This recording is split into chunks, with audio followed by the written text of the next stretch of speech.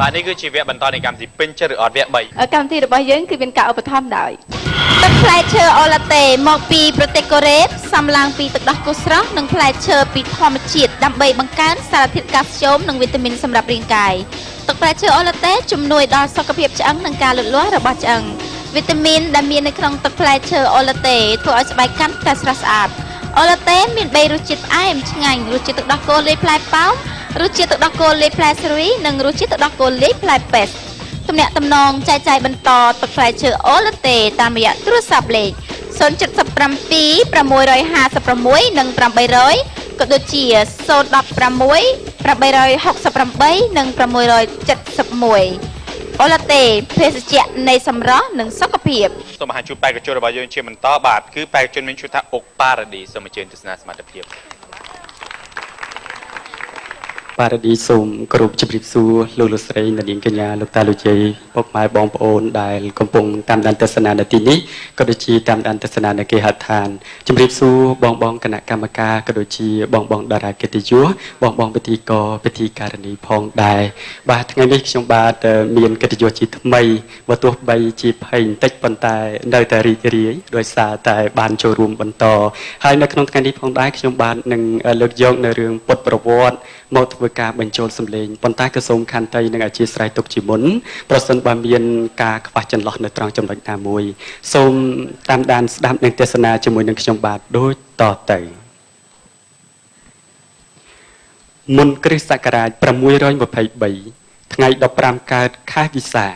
នៅអូសៀនលំភិនីក្នុងនគរកបិលភពអូមើលទៅព្រះបុត្រាពិតជាមានលក្ខណៈល្អអស្ចារ្យមែនហើយមើលចាស់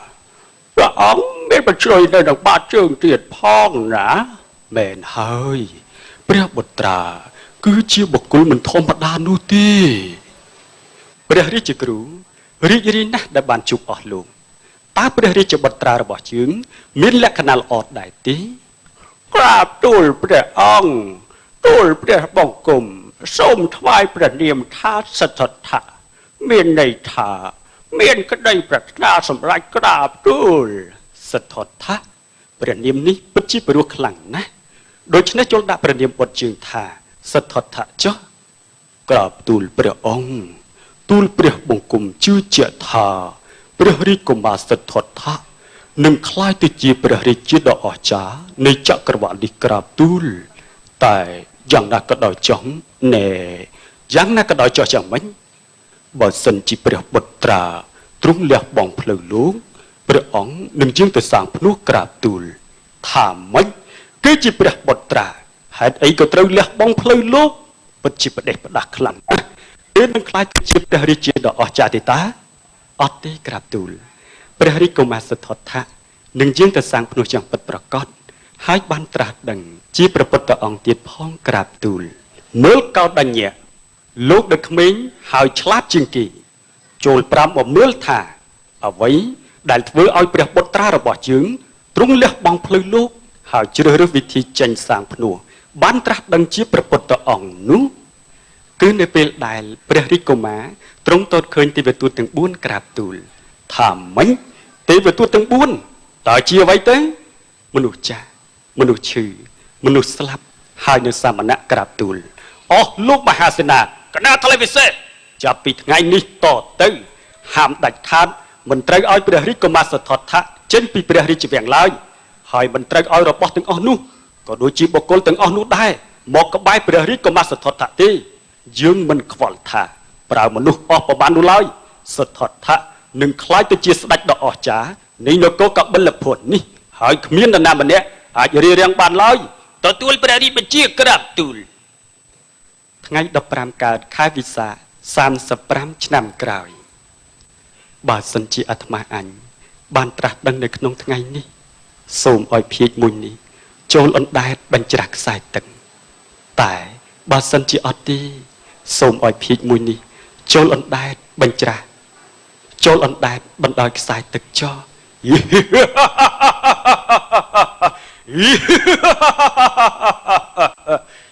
សមណៈតើលោកចង់សម្រេចមគ្គផលព្យាយាមដើម្បីអ្វីទៅ លោកជាព្រះបុត្រាគួរតែត្រឡប់ទៅព្រះរាជវាំងហើយធ្វើជីវិតឲ្យបានសោយសុខវិញទៅទេយើងនឹងមិនចេញពីទីនេះរហូតដល់រាបណាយើងរកមិនទាន់ឃើញនៅផ្លូវដំណំទៅរកសេចក្តីសុខជានិរន្តរ៍ថាម៉េចផ្លូវដំណំទៅរកសេចក្តីសុខជានិរន្តរ៍ទេ តាមចិត្តចោះសមណល្ងង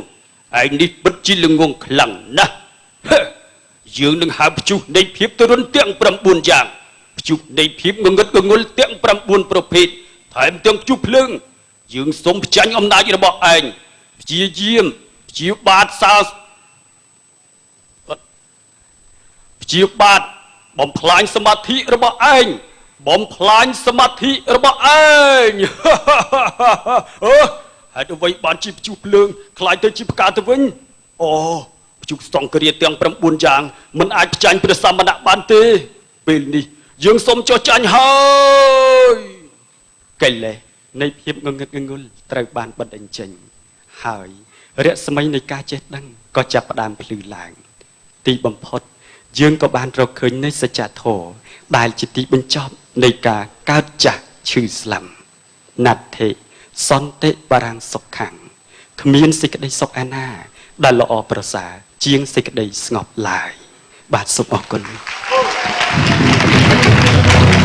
សួរបាទអរគុណសួរបាទ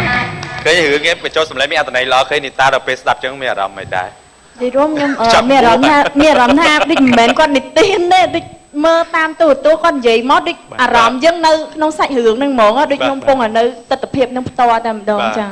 ពងអីដែរពងដើមម៉ូតចាចុងក្រោយគឺបានទូមានថាគ្មានសេចក្តីសុខណាល្អជាងសេចក្តីស្ងប់ទេដូចពួកយើងនិយាយច្រើនចឹងអត់សុខសោះសុំសួរបងអូនប្រុសប៉ារ៉ាឌីបន្តិចស្មាហាងកាត់កៅប៉ារ៉ាឌីទៅមិញហើយមើលទៅស្លៀកពាក់ដូចខាងធ្វើការនៅខាងផ្នែកអេស៊ីលីដាយអូយខ្សែធនាគារទៀតអត់ទេចង់និយាយថាខាងបញ្ចុះខ្សែមកឈុតមកបើជើងដូចអង្គរទឹកទៀតមកអត់ទេសម្លេងបងអូនប្រុសកាពេលចាញ់មកដំបងអញ្ចឹងបងអូននិយាយរ៉ាយរ៉ាប់គេហៅថាប្រូវីកង់ដំបងណាបាទដូចធ្លាប់អ្នកធ្វើការខាងវិទ្យុដែរអត់ទេកាប៉ិតខ្ញុំពិធីករវិទ្យុដែរមែនខ្ញុំគាត់ស្ដាប់សម្លេងខ្ញុំដឹងថាពិធីករខាងវិទ្យុគឺបកែនិយាយខ្ញុំក៏ថាអញ្ចឹងដែរបកែតាក់ទាញសម្លេងបកែតាក់ទាញអារម្មណ៍របស់គេហើយលេខទូរស័ព្ទអូនលេខប៉ុន្មានណែតែបកាសលេខទូរស័ព្ទពិបាកគេនេះចង់និយាយថាចេះរាល់យប់គេអត់សូវលក់ទេបើសិនជាបានស្ដាប់សម្លេងរបស់តួឯកបាទសម្លេងរបស់តួខាងក្រោយគេមិញហ្នឹងណាបាទព្រះសមណគោតមទៅព្រះសមណគោតមហ្នឹងស្ដាប់ទៅគឺលងលក់អារម្មណ៍តែម្ដងអត់សម្លេងហ្នឹងគឺព្រោះខ្លាំងមែនទេមានដូចថាប្រិយមិត្តដែលគាត់ចូលចិត្តលោកគាត់ទូរស័ព្ទមកដូចថាសុំនិយាយលេងអីអញ្ចឹងនៅខាងក្រៅទីប្រការកាប់ទៅគឺធ្លាប់មានដែរបាទហើយសូម្បីតែមនុស្សចាស់អញ្ចឹងព្រោះខ្ញុំធ្លាប់ធ្វើកម្មវិធីតាក់ទងទៅនឹងលោកឪពុកអ្នកម្ដាយគាត់ថាបើសិនជាបានកូនឬបានចៅមកដាក់ឈ្មោះឲ្យដូចខ្ញុំហ្មងតែគាត់តែឃើញមុខទេពេលគាត់និយាយហ្នឹងគាត់ធ្លាប់ឃើញមុខចាអត់បានណាត់ជួបគ្នាបើសិនជាឃើញថាជាគាត់ដូរវិញអត់ទេ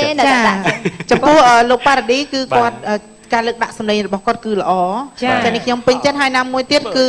គាត់ស្អាតមែនទេពេលអូសើរឡោនេះខ្ញុំឲ្យតែក្បែរញ៉ាំរហូតក៏ណែចេញមកមិនអញញ៉ាំរហូតក៏ពេញចិត្តការរៀបចំខ្លួនហើយជាពិសេសគឺសមត្ថភាពរបស់គាត់ចាអត់ទេឥឡូវខ្ញុំសុំនិយាយតិចអ្នកដែលបញ្ចូលសម្លេងគឺខ្ញុំរកអញ្ចឹងមានលក្ខណៈចែកតួដាច់អញ្ចឹងសម្លេងកង្វល់សម្លេងប្អូនប្រុសគឺពេលដែលបញ្ចូលសម្លេងមិញគឺអត់វល់គឺបងស្ដាប់តួអង្គមិញហ្នឹងគឺខុសគ្នាប្រហែលអ្នកហ្នឹងគឺចែកដាច់ទាំងអស់មាន4តួចាមាន4ច្រើនណាស់5មានព្រះបិតាព្រះរាជបុត្រលោកអាមាត្យចាហើយនឹងពលសេនាប៉ុន្តែខ្ញុំឆ្ងល់ទេឲ្យតែលោកអាមាត្យចាដឹងតែនិយាយរៀងកងួមម៉ែនហើយព្រះអង្គអត់ទេមិនថៃចេះចឹងសេនាចុចក្រោយនោះបាទមែនហើយបងមែនហើយថយមកក្រោយតិចលឺតែសម្រាប់ចេញមុខអីបាទចាអរគុណច្រើនឃើញថាសប្តាហ៍នេះគឺប្អូនតែពិតគាត់មានបង្កើនកម្លាំងកាន់តែខ្លាំងជាងសប្តាហ៍មុនទៀតគាត់មានចំណុចផ្សំតិចគឺគាត់តាក់ប្រូល2ដងចាតែម្ដងចុងក្រោយគឺខ្លាំងលាបទឹកមករួចទេថាម៉េច គឺតែពីដូរនឹងខ្លាំងហ្មងចាគឺបាត់ប្រូប៉ុន្តែដោយសារអីចាសូម្បីតែយើងបញ្ចូលសំឡេងផ្ទាល់ចាក៏មានការកាត់តចាក៏មានការជំនួយតែនេះគឺជាការ live ចាគឺបាទចាមិនថ្មីទេចានាងខ្ញុំគឺពេញចិត្តនៅការបញ្ចូលសំឡេងរបស់លោកប៉ាឌីចាសូមអរគុណចាសង្ឃឹមតែលទ្ធផលនឹងចេញមកនឹងពេលបន្តិចនេះចាហើយបើសិនជាមានឱកាសទៅវគ្គបន្តហើយខំប្រឹងឲ្យបានល្អណាកុំឲ្យមានតាក់ឲ្យសោះណា អរគុណបាទអរគុណល្អបង អរគុណ បញ្ចាំទីកវិជូសម្លេងព្រោះបបទីកទទួលសម្លេងដូចខ្ញុំអញ្ចឹង ចា អូយការហាន់នេះខ្ញុំជំនាន់មុនណាបងកាត់គេនៅកាន់កម្មវិធីអីគេ